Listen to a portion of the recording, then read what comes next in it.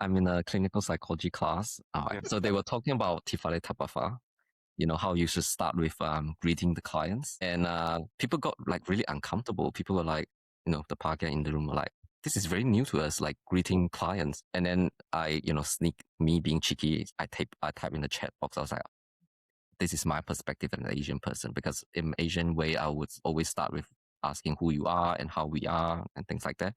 And then I say, as a migrant to this country, I saw that white people like to talk about weather.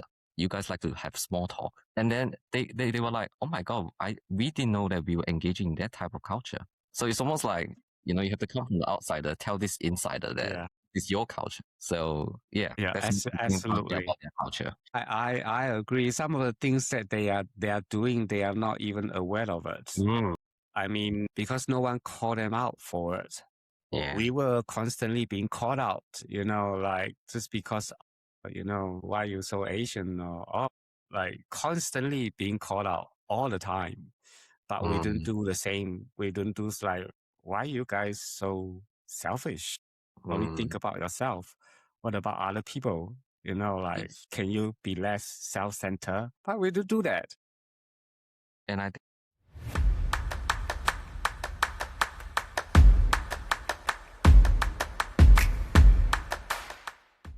I'm Ivan Yo. So I'm originally from Malaysia, been in New Zealand since 2001, came as a international student. And so now I am a full citizen of New Zealand. However, I still see Malaysia as home. And this is one of the home, but home still Malaysia.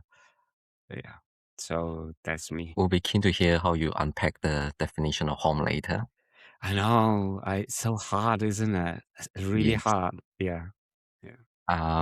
Yeah, I think I'm on a similar boat. I came to Aotearoa. I wouldn't say Aotearoa because when I first came, I didn't even know Maori existed. So I was very guilty about that. Still am. So I came to New Zealand in 2016 to Hamilton directly because I wanted to do a program that's only offered by University of Waikato.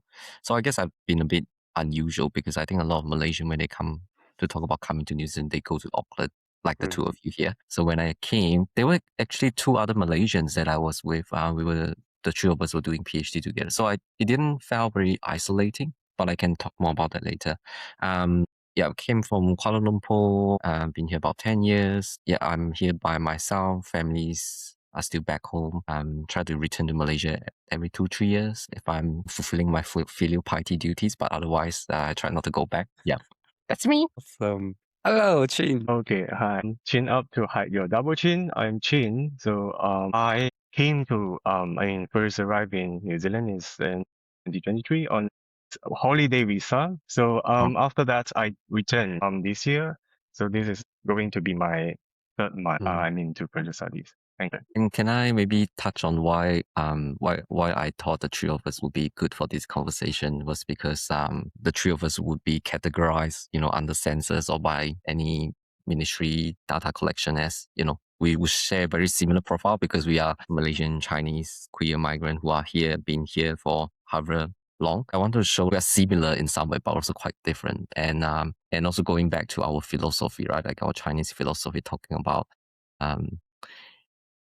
not to place pressure on you, Ivan, the whole notion of we have to respect the elders and then that elders will have to care for the youngest. Yeah, I just want to see how they unfold in our relationship and just to unpack that a little bit. For any Westerner, they will get so pissed off because you're calling them old. But for us, it's actually an honor, isn't it?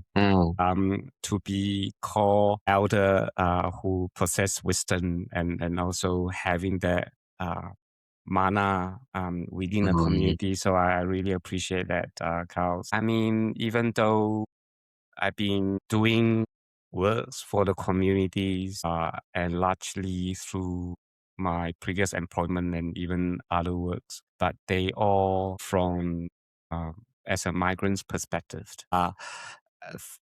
As for rainbow communities, I did kind of work a little bit with Rainbow Youth at the early stages when I was working for Mental Health Foundation. But this is one of the interesting fact that people didn't know. When the Pink Shirt Day first started, it was from someone from Rainbow Youth started bringing the Pink Shirt Day to Aotearoa, New Zealand. And he actually believed, as a Rainbow Youth organization, the Pink Shirt Day would not get a national traction. And so he really wanted a national organizations to take it on. So Tommy, his name, were really interested to talk to the CEO from the Mental Health Foundation, Judy Clement at the time. And so I did facilitate that. That's just saying, okay, yeah, I will talk to Judy and then I leave it to them. So that was the only input I have to help them to link out and having that conversation. And then the Mental Health Foundation agree to take on Pink Shirt Day and make it into a national campaign. So there is a little bit of history about how the Pink Shirt Day started. So if you ask me, I would say I did, for some reason, happen to be at a situation where I have the connection and able to facilitate light touches. Because I'm not a key maker, I can't make those decisions. But I was fortunate to able to just seeing people wanting to make something happen, and then with the goodwill of other people to make things happen. But I really don't feel that I have contributed a lot. Yeah, I would say that's also a very Malaysian trait of being humble and not oversell yourself. So I think you're still very Malaysian in heart, Ivan. I am. A lot of us do still remember the legacy that you have left us as well. So I think I like what I try to do nowadays is, instead of me speaking out for myself, I let others speak for me. So, other people who remember what you've done for the community, for your organization, they will speak for you if they can remember what you have done for us. I think the second question is probably we can go a bit deeper. Yeah. Tell us your migration history to Aotearoa, New Zealand. I really wanted to leave Malaysia because of my sexual orientation. I didn't know exactly where I wanted to go. I do know that because I've been hiding my own sexual orientation for such a long time at the age when I was around 26, when I started thinking about exploring who Ivan is if I allowed myself to be fully present with my sexual orientation. That was the driver to leave the country, and then I landed in New Zealand. How do you land in New Zealand out of so many different places? So, wow, there's a long story to tell because I didn't do well in school. So I had to go and study English at one of those, institutions. And then they asked me what was my interest. I say I wanted to go and study at university. So they introduced me to Charles Sturt's University at Wagga Wagga. I went there with the goal to get my IELTS. And then somehow I decided, if I'm already in Australia, why not just go a bit further and see what New Zealand's like? Just like that. Yeah. And then I landed here. Really yeah. It's funny because the reason why I came to New Zealand was actually because I couldn't make it to Australia. Australia was actually my first choice because I did my study at Monash, Malaysia, Satellites campus there. But it wasn't like I wasn't applying to Australia. It was more like, I didn't meet the requirement. I done all my study in psychology, but like to be a psychologist in Australia, you have to have very strict requirement. Like you have to do certain units, for example. So I wasn't fulfilling that because I also did really bad in my first year bachelor. I was doing a Bachelor of Science and then was like, no, biomedical science wasn't really for me. So I decided to change to psychology for the exact same reason, which is trying to find out. I think Chin is probably quite similar as well. Just trying to do something that would allow me to understand myself a little bit more. So psychology was just a natural path to step into to understand how I make sense of the world as a marginalized person back then in Malaysia. And then, decided to come to Waikato because I think like being queer for me means being rebellious. And I have always been quite rebellious. I don't like being told what to do. So in Malaysia, if I were to stay on there, people would just tell me to do counseling because that's what everyone else does. And I didn't want that. So I came to Waikato and I didn't want to do counseling. I didn't want to do clinical. I wanted to do community. So the reason why I ended up at Hamilton is because I was trying to live the life of being rebellious. Good on you. No wonder I see you have a little bit of rebellion in your eyes. Always. Always. So, okay. Well, I applied for the working holiday visa in 2022. That was because like feel a little bit stagnant in my career. So I just decided to try the slot. Just open suddenly, and it was like 10 a.m. on Thursday. So nobody knows.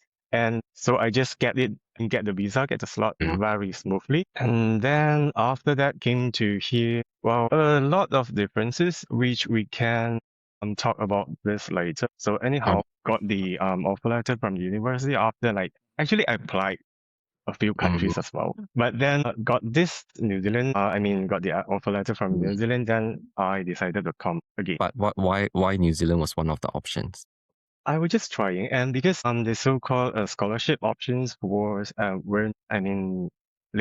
limited options like New Zealand, UK, and perhaps China. Yeah, the options are very, very limited. So I just try everything I can.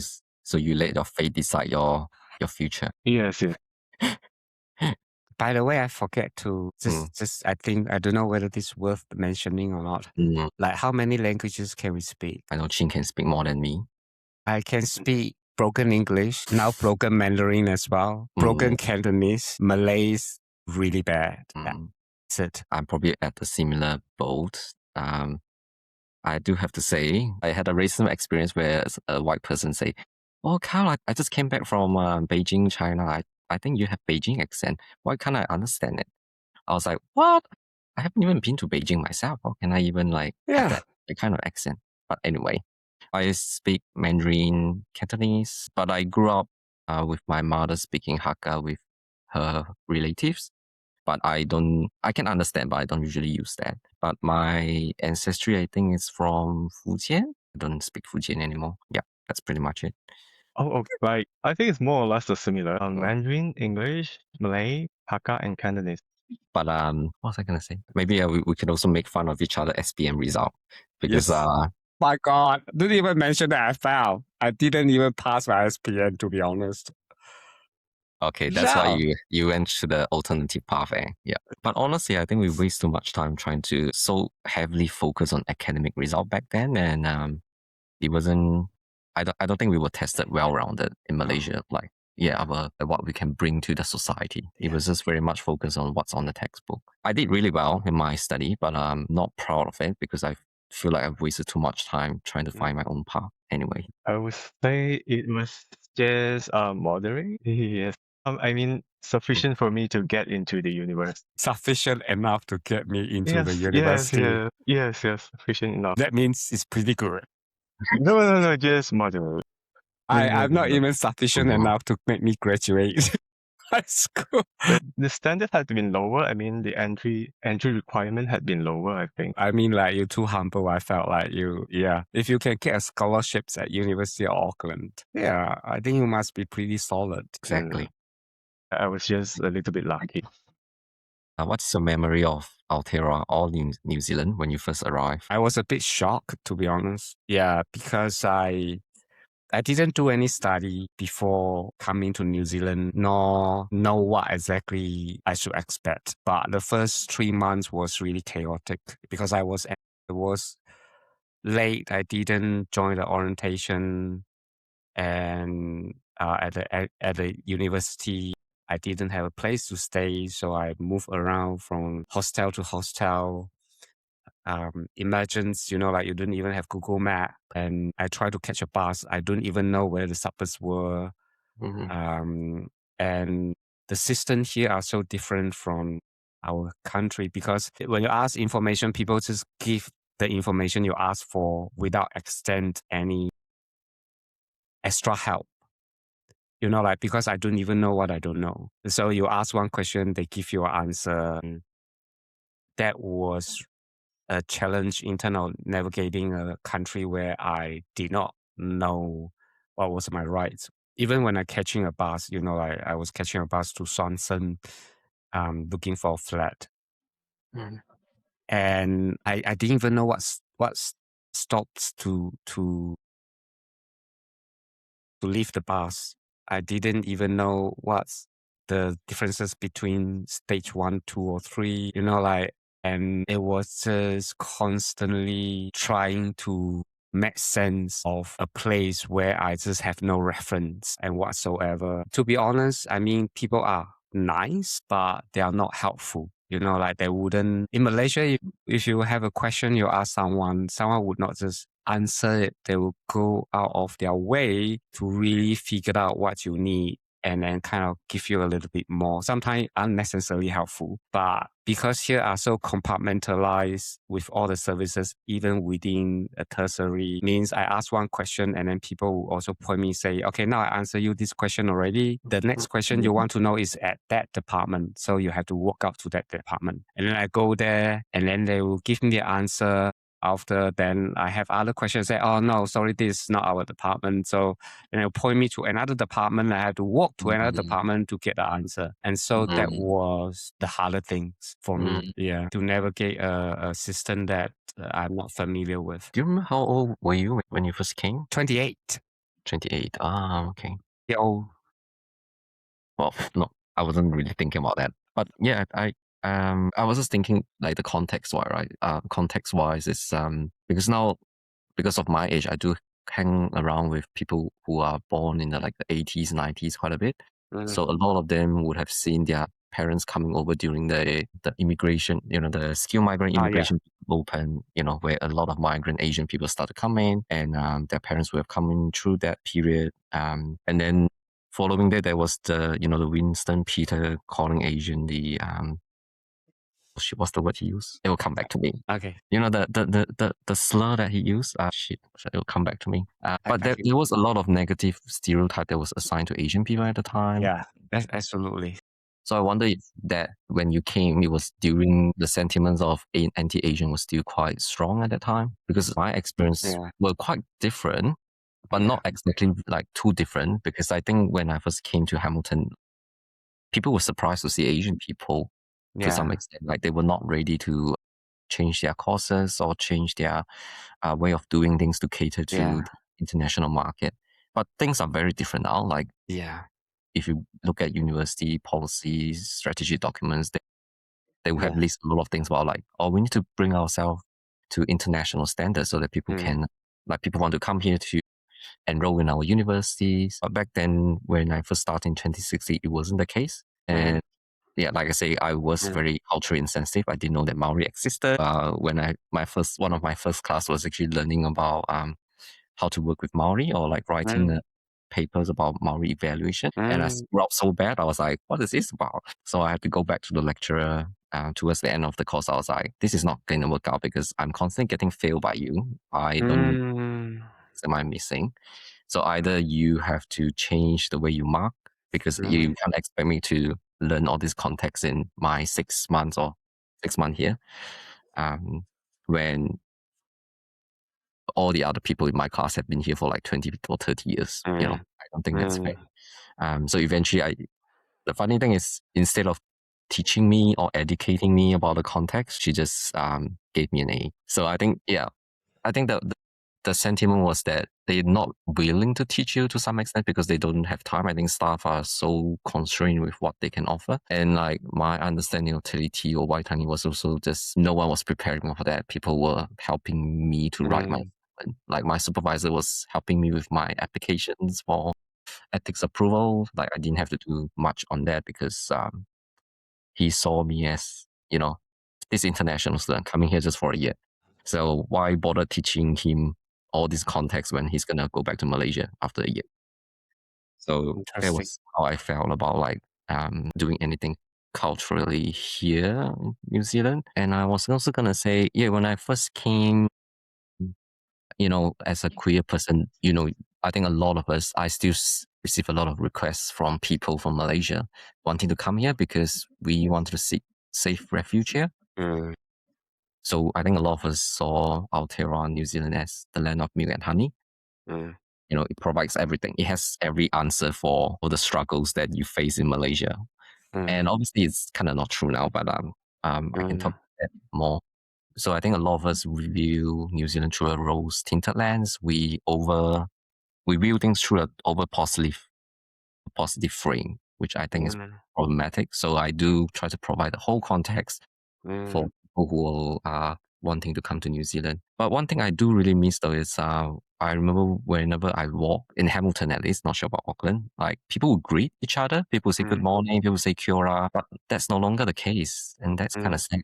Yeah, I hope one day things can change again and when we can, be more nice and love each other more. Talking about this first impression, I would say it was very sensory and very practical. I remember the long queue at the biosecurity. I queued for around 2 hours and like adjusting to people. The people here, they are, relying heavily on SMS rather than WhatsApp, which I think somehow is a culture shock as well. And while I was in Opotiki, like watching people carrying their boats to the gas station, which is really, culturally amusing. But the most profound one, I would say, happened during my first month here. That time, I was jobless. I was wandering around South Auckland, and I found this electoral guide in Papakura Library, translated into numerous languages like Korean, Samoan, Japanese, and etc. And I just realized that there were, correct me if I'm wrong, there are at least 26 languages. So, coming from Malaysia, where we have at least 60 different ethnic groups, but only one or two languages, well, usually one for such documents. I would say this effort, like to include the minorities, was a massive shock. So I think that's one of the reasons that I choose to apply again to come back to New Zealand. Cool. That's a good perspective. I've never thought I about love it. Yeah, same.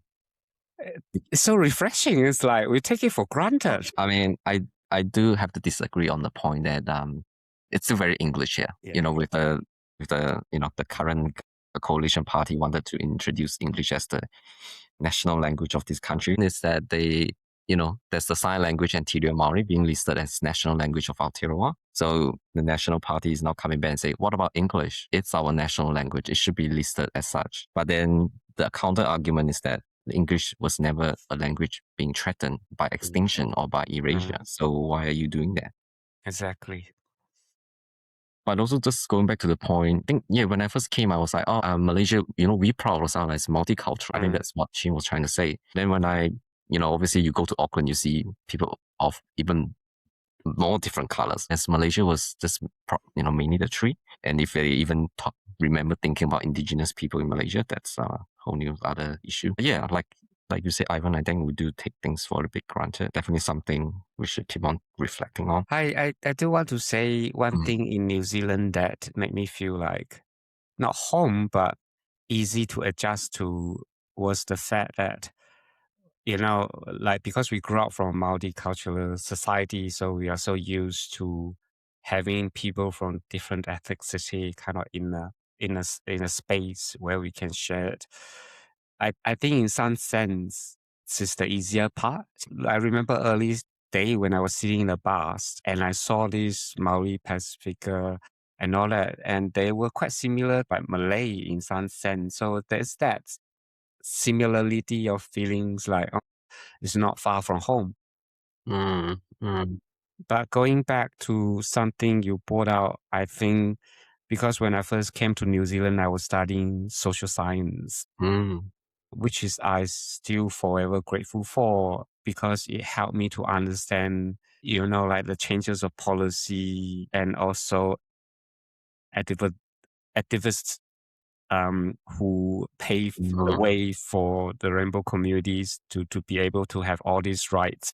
And at the same time, study Maori paper, it gave me a good understanding of New Zealand culture because of that. It doesn't mean that I truly understand, but it helped me to challenge my perceptions about what I have learned and taught about the sexual orientation and also the norm of society, and really helped me to confront and even understand that there's other perspective beside what I have taught from my childhood and also from my family as such. And that has been a saving grace for me that I forever grateful for. I definitely buy in that logic because I feel like people of minority background in this country are more like to support Maori rights for that reason, because we could understand the shared struggles. How do you come to understand your identity? Well, I put it as racialized, queer, or migrant, but just identity. I am thinking about, so I do come from a quite scholar background, so feel free to come in and provide a different perspective. So I've read about things like if I don't position myself, then we will get positioned by others. And going back to what we were discussing earlier about how we make sense of our identity in this supposedly bicultural, multicultural society in this country. We see Maori as indigenous, but also like who we are in this country. And I have been having a really hard time trying to understand that, and I'm still trying to make sense of that. And like when we first came, as international student, I think the two of you could relate because we came because of our struggle as a queer person back home. So that part of identity was amplified more when I first came, trying to find a place where I could express myself more openly, looking for acceptance for being a queer person. And I was really lucky because my supervisor at that time was a trans person. So I think I'm just so lucky to have found her, like to be able to have someone to share experience of being a queer person in this country, but also understanding trans person face more marginality than a cis person like me. So yeah, really fortunate to have her alongside me, but because she's Pagya, so she doesn't really understand the racialized side of me. So I think my first 4 or 5 years in this country, I was just trying to be a white queer person because there wasn't any parts for me to explore what being Malaysian Chinese means. But when I come to then understand where my Malaysian Chinese-ness in me could be, I was then trying to make sense, am I Asian? So that whole two different identity of am I Asian, am I Malaysian Chinese, am I Tawiwi, and am I queer, and how do I sit with like all these different identities that sometimes I don't even use this term for myself, but all these terms are being placed on me. So it's been quite interesting. So yeah, just going back to the point of like, if I don't position myself, then I get positioned by others. So you'll be keen to hear like what you two come to learn or come to understand that sentence. I'm going to let Jean start first this time. 2 years ago, I volunteered. The biggest queer event in Auckland.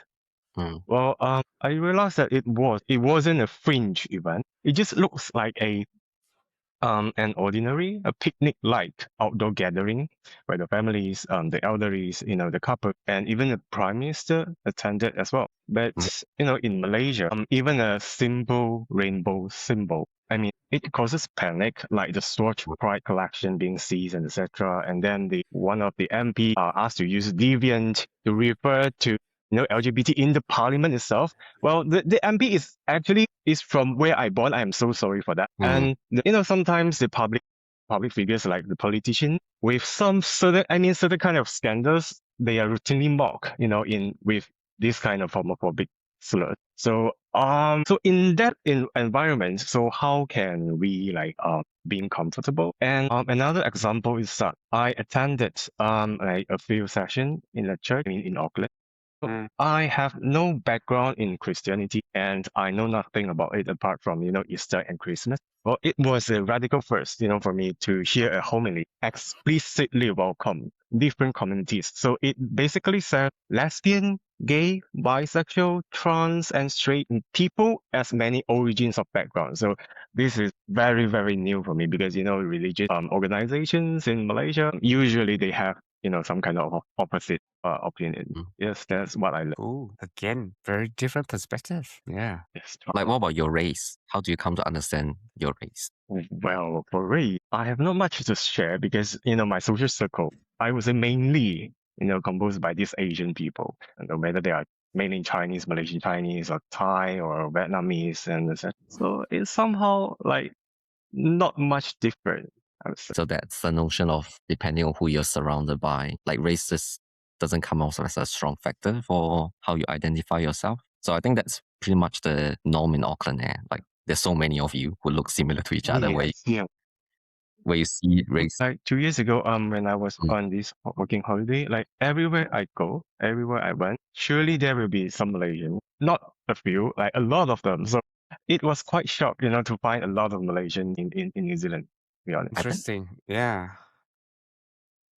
I think for me, like what Carl you mentioned, like because I was 28 at the time when I came to New Zealand, so more or less, I have a identity that's already developed, and the challenge is actually bring that not new, like the sexual orientation identity included in who Ivan is, and readjust or embrace, and even kind of testing the water. I do want to share something like when I finally accepted, I knew I'm gay. I always knew I'm gay, but to say it out loud, to come out from my family and to really sit with it, with that sexual orientation, it took me about a year. It was so uncomfortable because of that self-stigma and discrimination. And also when I first came out and even just exploring the scenes, I was told by these white Pakeha couple about how in a gay community you have that hierarchy of race, like how Asians being kind of like,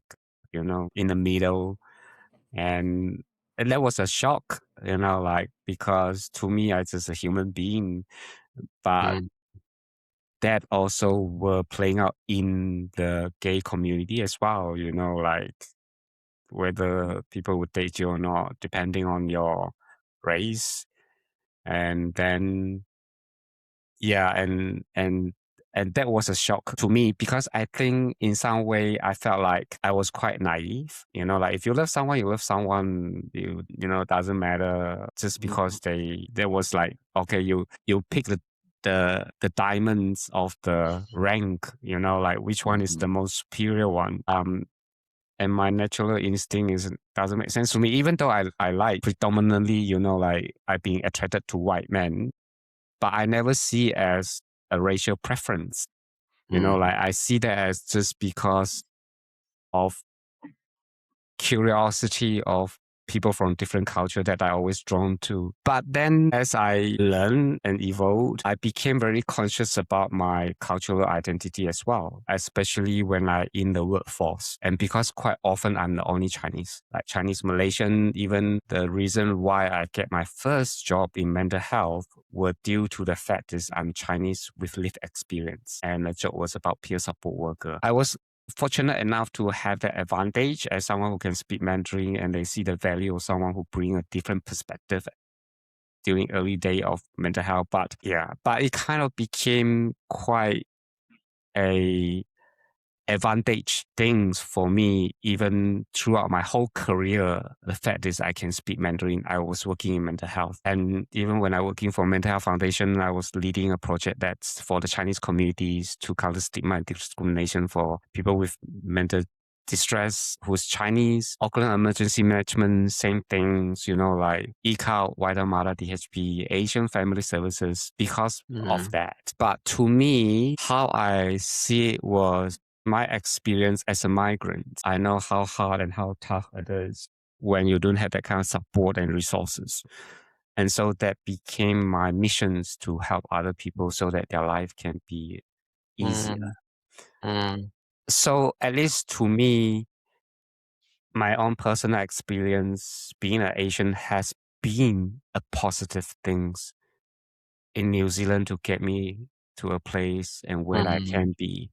But certainly there's also a downside of like challenges of, like because I'm Chinese, English is not my first language, there will be some sort of like discrimination that are not spoke of that I will never be able to do. Not because I can't do it, it's just because of the racial discrimination. Oh my God. Yes. Yeah. I very much relate to that. And I came with the queer identity part being amplified in my journey. And then when I start to learn that people see me from the skin color that I have, my inner part, or in some way, privileged because I'm cis, I'm not trans, so people don't see the queer part of me. But people saw me as this Asian person. They saw this person as Asian, not Malaysian Chinese, not Chinese, because they could see me as Filipino, they could see me as Indonesian, whatever that came into their mind. So I think a lot of the things that I initially was working on, like I was feeling a bit of low self-esteem because I always found that I worked so hard in the queer part of research. Like I've done so much there, but people don't see me as being successful in the area. They saw me as this Asian person who must know how to work with Asian people, who must know about Maori, who must know about intersectionality. I was just like, but I've done so much in other areas, but they never acknowledge that. So it took me a long time to like make sense of, I can actually study about race. I can study about racism, but it wasn't a path that I started myself. It was a path that was created for me because people just assume that because of my skin color, I must know a lot about racism, which was interesting. So like you, Ivan, a lot of my past opportunity in the past have been because of my skin color, like being a cultural advisor for different rainbow research project. That wouldn't have been given to me if I'm Pākehā. But then also the funny thing is, that comes with conferring the privilege of being able to access certain space because of skin color. But then at the same time, I can only do certain things because I've been pigeonholed. I've been asked to do the cultural advice, but I'm never the expert in a white theory, which I found quite problematic because I can also do statistics. I can also do queer liberation, whatever, but they always saw me as this Asian person who could only do Asian advice. But I've started to be proud of that though, like because if I weren't part of that part of our identity, I wouldn't even be connecting with you two and be doing this, right? So yeah. But I like what you just say though. It is a journey, because what you're saying, you're not saying you're trying to fit into a category. You're just saying, if there is this really thing called mainstream, the question is why we are not mainstream. What differentiate us from mainstream to then like a substream? I don't know what do you say? Because we are still mainstream, isn't it? I mean, Yes. then I always say Asia is the biggest continent in the country, in the world. And then like what you say, yes, I'm proud, and I'm proud of the fact that I can contribute to the area of Asian lands and all that. However, I can also do Pākehā lands. Why not? I understand the individualistic culture, how it works. Probably more than most of the individualistic society people can articulate it. Oh my God, can I give an example, please? So I'm in a clinical psychology class. So they were talking about Tifale Tapafa, how you should start with greeting the clients. And people got like really uncomfortable. People were like, the Pākehā in the room were like, this is very new to us, like greeting clients. And then I, me being cheeky, I type in the chat box. I was like, oh, this is my perspective as an Asian person, because in Asian way, I would always start with asking who you are and how we are and things like that. And then I say, as a migrant to this country, I saw that white people like to talk about weather. You guys like to have small talk. And then they were like, oh my God, we didn't know that we were engaging in that type of culture. So it's almost like, you have to come from the outsider, tell this insider that it's your culture. So that's absolutely about their culture. I agree. Some of the things that they are doing, they are not even aware of it. I mean, because no one called them out for it. Yeah. We were constantly being called out, like just because, why you so Asian, or like constantly being called out all the time. But we didn't do the same. We didn't do like, why you guys so selfish? Only think about yourself. What about other people? Yes. Can you be less self-centered? But we do that. And I think that's the part, because the two of us have been here for so many more years. And I think why I want to bring Chin in is because he hasn't experienced that. So, like, what can we do as these older people to prepare our next generation of people coming to New Zealand?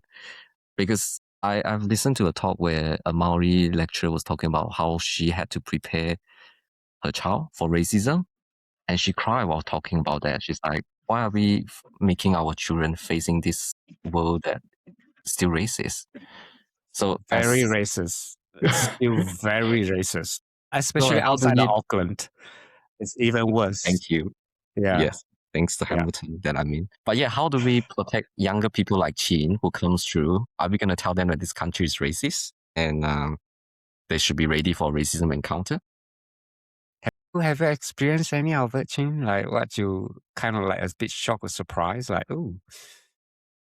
Well, I would say no so far because everyone I met, like, whether they are like the Pakeha, the Maori, or the Malaysian Chinese. I mean, basically most of them are very, very good. They helped me a lot, especially during when I was on working holiday, like finding jobs, finding the right accommodation, etc. But actually, I think this is because my friends, most of them are Malaysian Chinese. So my struggle often stem from within this community, like being scammed, like being not really being teased, or mainly from this my own community, to be honest. I have no like negative experience from the Pakeha Maori. Well, not yet, but I think we should prepare these younger Yeah. people for any harmful experience they might experience. Yeah. But that is also a strategy, right? By staying within people who understand you rather than going out and look for, I guess, another cultural group. But I mean, studies have shown that again. See, me being academic again, like the intercultural exchange is very important. I find that if I come to New Zealand, if I had a pofili, if I have a whakato, if I have people giving me a Maori welcome, I would probably be on board with the Maori culture more rather than the stereotype that this international student coming for 2 years on student visa. His visa is going to expire. He's going to return home anyway. So why spend time on him? I would probably prefer the other way around of being Can I share something with you that I didn't mention as well?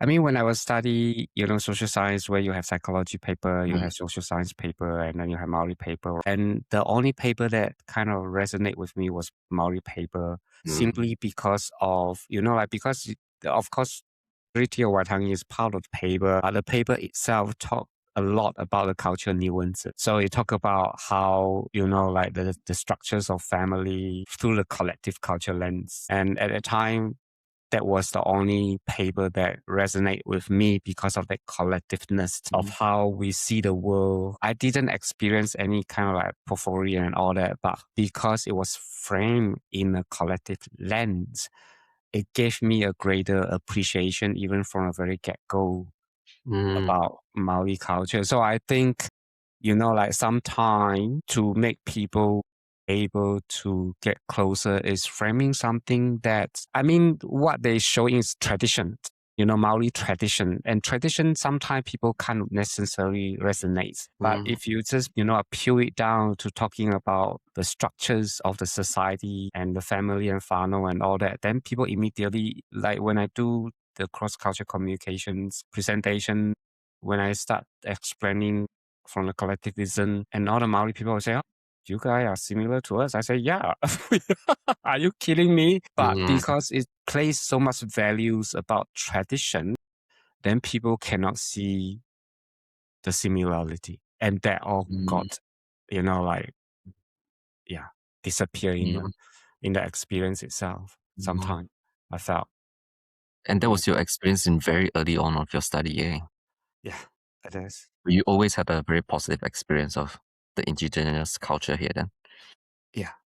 Yeah. And that's why when I have the portfolio and all that, they all make sense to me because I already have that knowledge. I understand why. And so it became easy to see the similarity. Yeah. I had quite bad experience in the beginning for what I told and shared earlier on. There was the Maori lecturer who I was engaging with was just very was trying to distance herself from the international students. And when I was doing my PhD, I think that was when like New Zealand research space was trying to be more cultural responsive towards Maori. They started talking about Vision Mātauranga, starting talking about Tiriti or Waitangi. So like one of the things is like research on Maori should be led by Maori, for example. So I then came to learn that I shouldn't be doing anything Maori at that time. I was pushed away. This incident still sits in my mind, and I think will forever sit with me. But the person who then say that I shouldn't be doing any Maori research, later apologized to me, but it took him like 4 or 5 years to then make sense that actually we need not just Maori doing Maori research, we need like everyone on board, allies. Back then we call allies, but obviously now new terms have emerged, Tangata Tiliti, blah, blah, blah, which Chin is working on an assignment on Tangata Tiliti. All these identities start to pop out following time. And I'm just trying to catch up, like, all these new terms. And I think there's this group called Asian Aotearoa, Yeah, I was like, wow, all these new terms start to come out, and then I'm trying to understand. Yeah, so I think we've reiterate the point multiple times, like learning about identity in this country is a journey itself. Yeah. And that we're still constantly learning about it. It's very good discussion. I'm enjoying it. You want to talk about race? Well, nothing much from me actually, but I do have some examples again.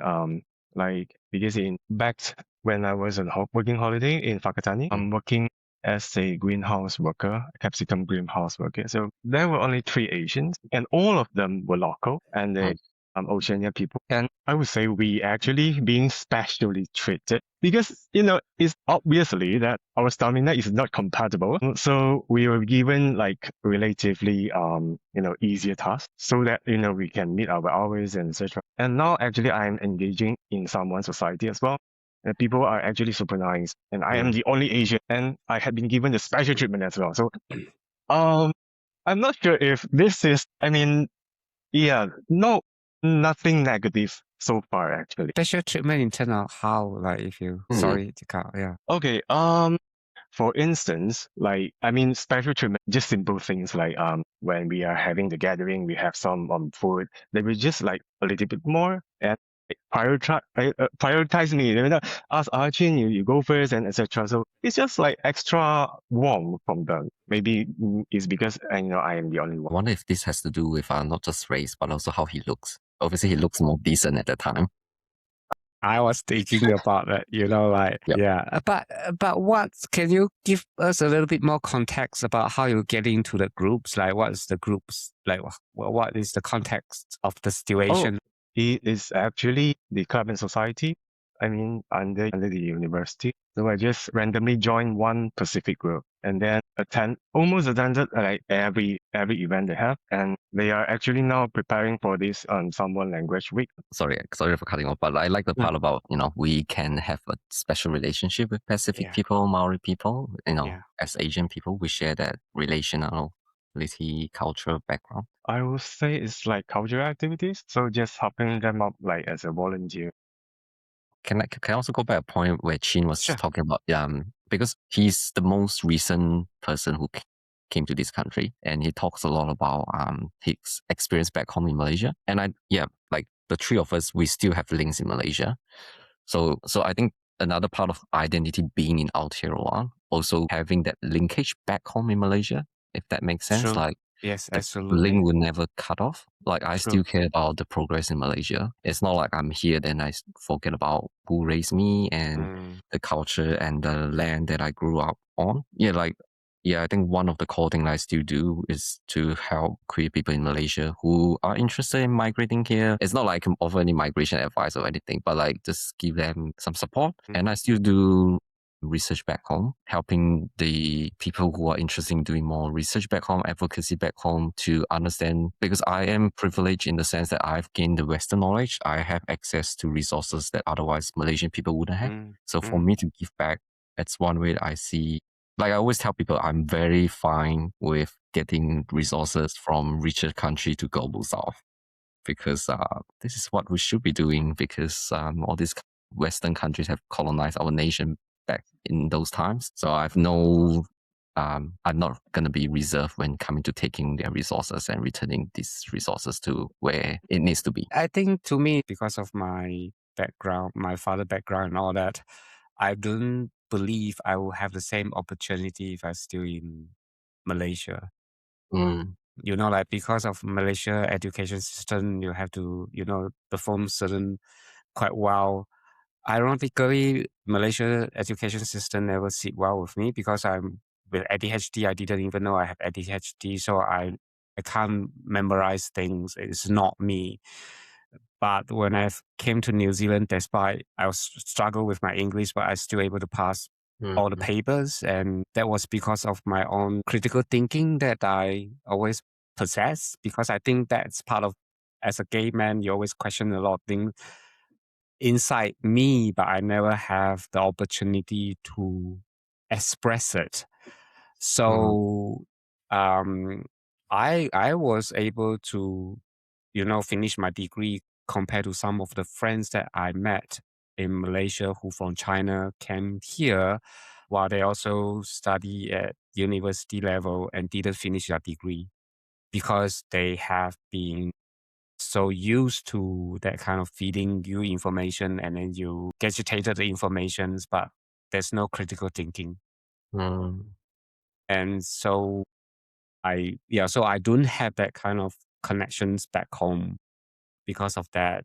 And yeah, and even one time I told my father, I feel like I want to go home and stay with them because they at the age where I don't know how many more years they have. And my father advice was, don't come back, son. There's nothing here for you because of your sexual orientation.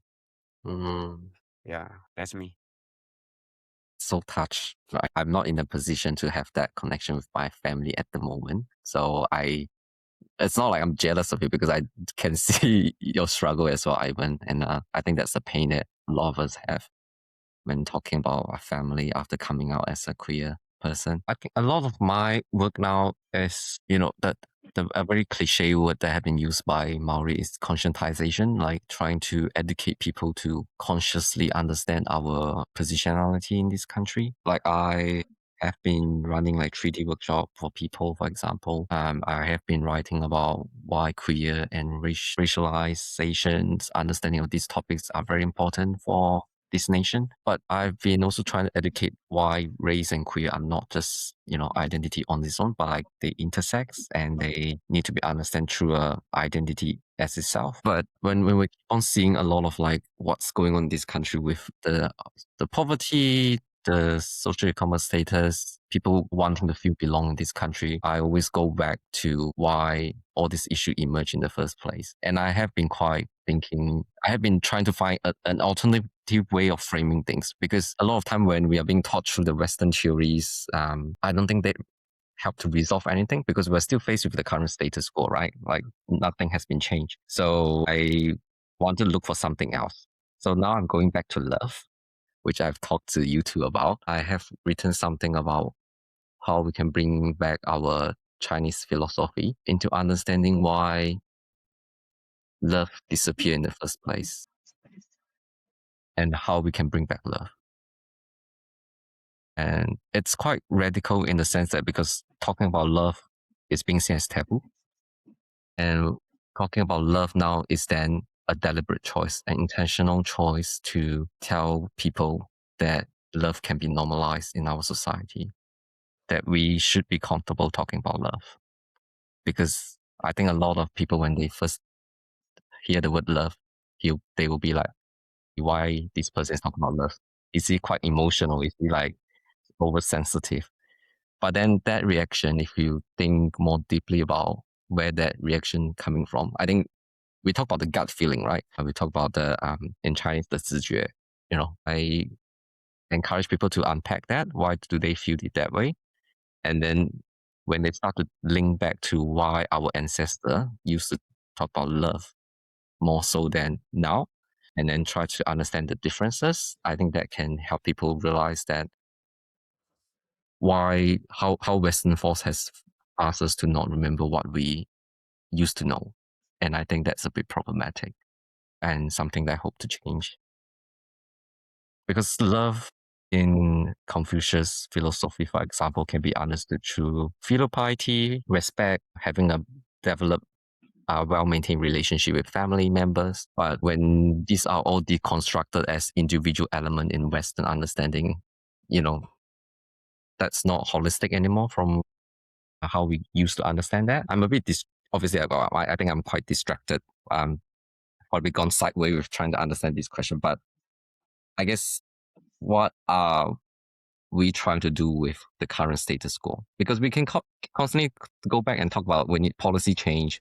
We need to make sure the government hold the government accountable. But I don't feel like that's the solution for what we are facing this current status. I think we need something else, something a bit more, something that people get on board.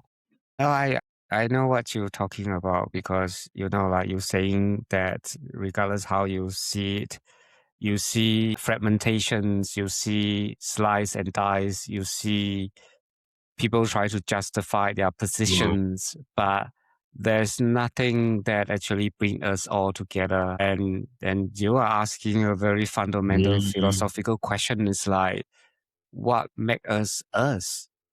Yes. What bring us together is love, and which I totally agree.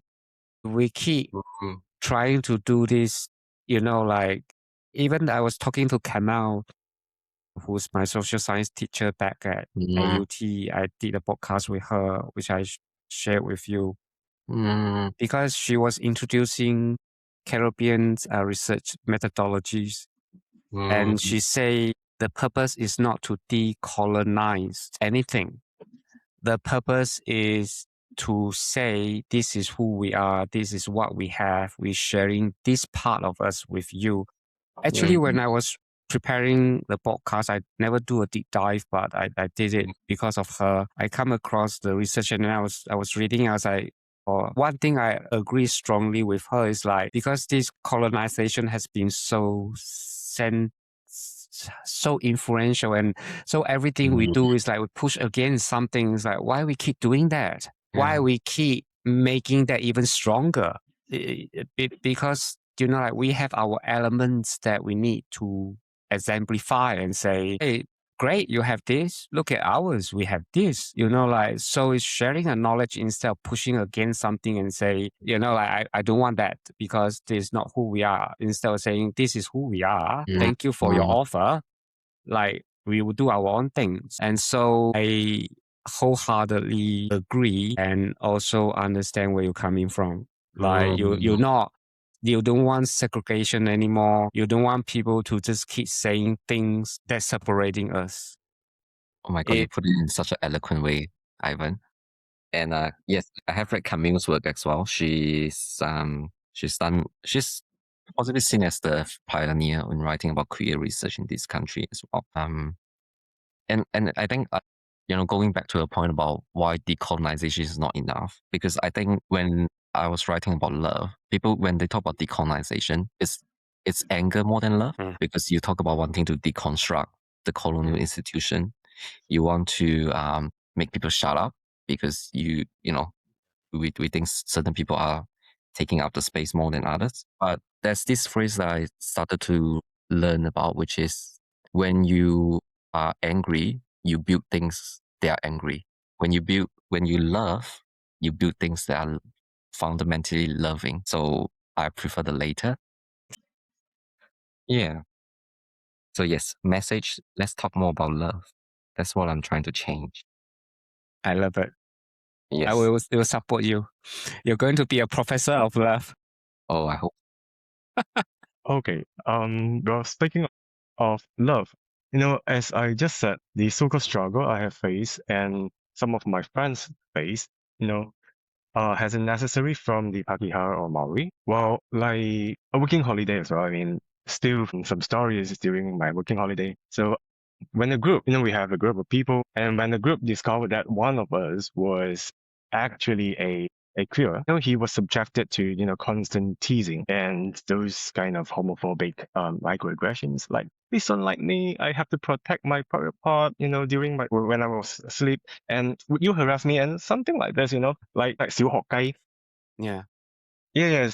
But compared to them, my landlord at the time, she was actually a white lady and a Maori partner. They were so chill. So when they know one of us is queer, she just said, okay, thank you for telling me, etc. So it is such a weird, irony that people from your own culture can make you feel like an outsider, while a total stranger are the ones who actually accept you. And this lady, actually, I visited her like last 2 years before I left.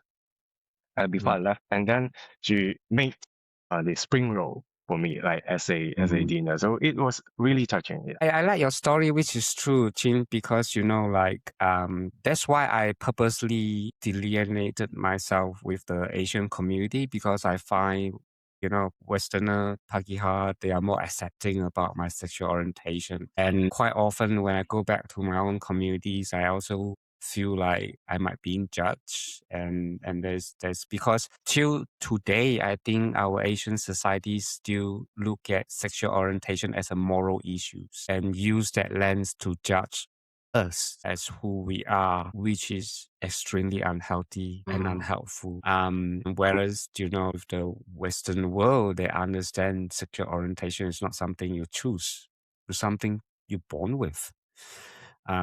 And with that, it's not about the moral question, it's just part of your sexual orientation and what attract you when it comes to sexual activities or love, like they don't see as moral issues.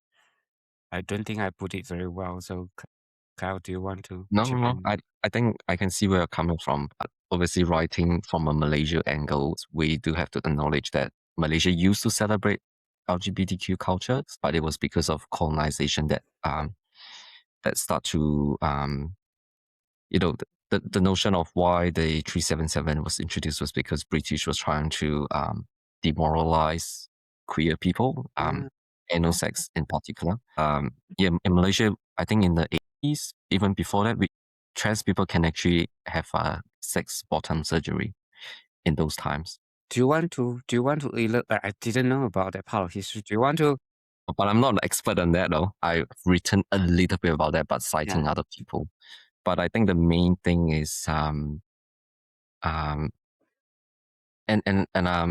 other thing I could probably think of is, I think in Malay culture, in the history, how the notion of a bomo so apparently trans people at that time, if I'm Malay, they have a special role in ceremony services. So they were trusted people that they can provide advice for your future. Like people Nice. and for fortune telling, for example. Cool. Yeah, so they have an important role to play in society. But obviously that all have been erased, not just by colonization, but also the coming political party who are using religion as the tool, I guess, to get what they want with getting the vote for the extreme right in their political cycles. So you mean in the early days, LGBTQ were more acceptance, but because of colonization of Malaysia and somehow it became a political agenda.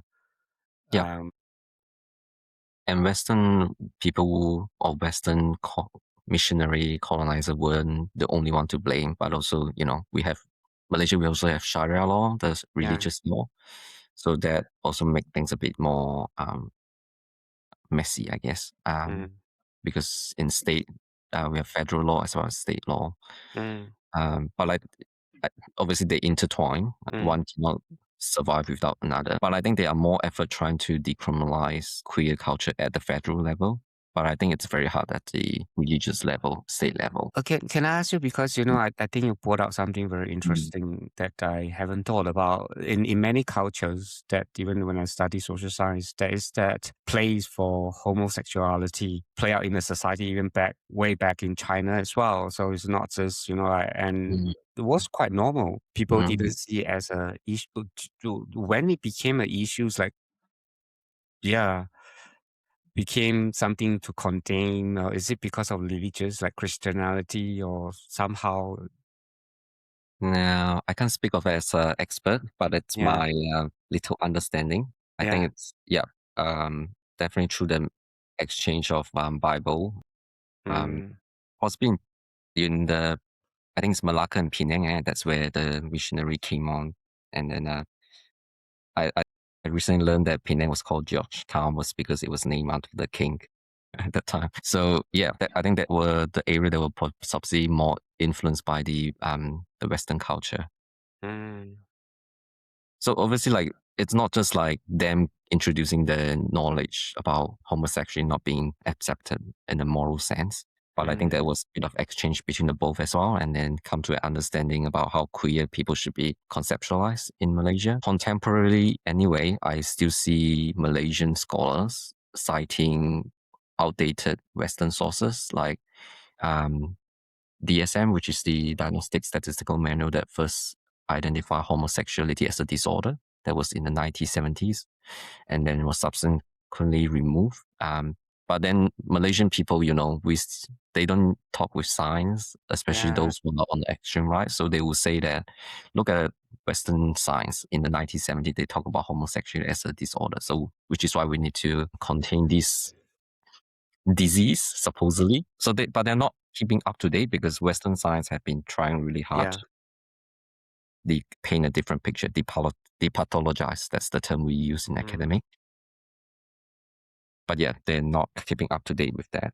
So they use information selectively to their advantage. What we Malaysian like to do. Yeah, sad, isn't it? Yes. I do feel like I'm extremely lucky in terms of living in New Zealand because I don't feel like I will have the freedom that I have right now being a very openly gay man in New Zealand with the work that I do, with how I presenting to my friend, the world, and also being able to be at a space where, like I feeling comfortable about my sexual orientation that I have never thought is possible. The fact is I do Muay Thai, kickboxing, that, like people wouldn't even believe. But I also do high heel dancing, like, so I embrace both feminism and my masculinity, and which is extremely privileged, I felt, and I mean, like, where do you do that in a country where you can feel safe, like being in a space where all the guys are straight men doing Muay Thai, am I the only gay guy, they respect me, or all the women's wearing high heel, I'm the only gay man wearing high heel and dancing with them. That's funny. Which is why, like, when I do reflect on my privileged position here. So I do try to, I worry about the safety of my colleagues back home who speaks out against the government trying to undermine LGBT rights. Well, can I because so far I think I'm considered very lucky that I didn't like any discrimination, I think, or maybe some difficulties from local. But yes, I'll be more prepared as well. And actually, I like this quote from you guys. This is, sorry, right. I can't even read my handwriting. So to build things, sorry, build things anger. Love builds things fundamentally love. So talk more about love. So that's my favorite quote. Thank you. I think hearing from Chin, what I learned is, I've been quite silo in my own area, but I think a lot of time people would tell me, and I do think that is true as well, like, because I'm always in that my university circle.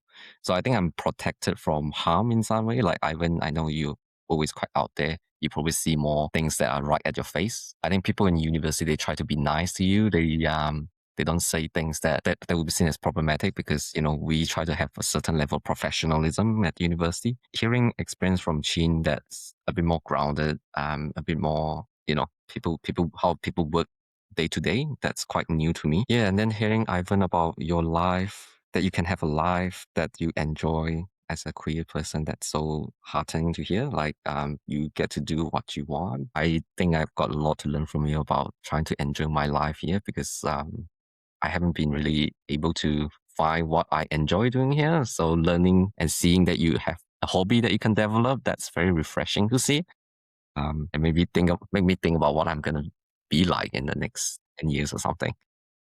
Can I tell you why it happens? Because I was so stressed out with work. I need something. So it's a paradoxical situation. So I pick up Muay Thai to release my stress. And with the dancing, same thing with all this craziness going on this year with my life. I need something. I need an outlet. I work for myself. So again, pick up dancing. That was the only community so they both were pushed because of the extreme situation that I experienced. So it's not necessarily a bad thing when you don't have a hobby. I do want to say, like, since I started the podcast, I do talk to people And what I find, regardless our skin color, our ethnicity, whatever that we want to put on, people just want to be seen, loved, and being understood. And over again, people struggle because they felt like they need to be someone else. They have to live out to societal expectation or expectation of family or something else that were not spoken but being assumed by individual, including me. I thought I had to live out to my parents' standard, but I never checked the assumptions that in the end, they don't even want a grandkids from me, because I'm the only son. So I know the fact is we all just want to be seen as fully who we are, without any filter, without any pretend, and be able to be loved and loved. One of the core criterion of love is truth. Telling the truth, even though when truth might be difficult. Deception, lying is not love. So I think if we can think about when we try to be nice to each other by lying, then we need to think about how are we loving that person. Wow, thank you for saying that. That's why I speak the truth in the end to my partner, ex-partner. That's why I decided to speak the truth. Like we're just living like two brothers. It's not a couple. It's just two brothers living together. That was to honor the love. Thank you. Yeah. There you go. I mean the true meaning of love. Wow. Thank you guys. I'm loving this. This is amazing.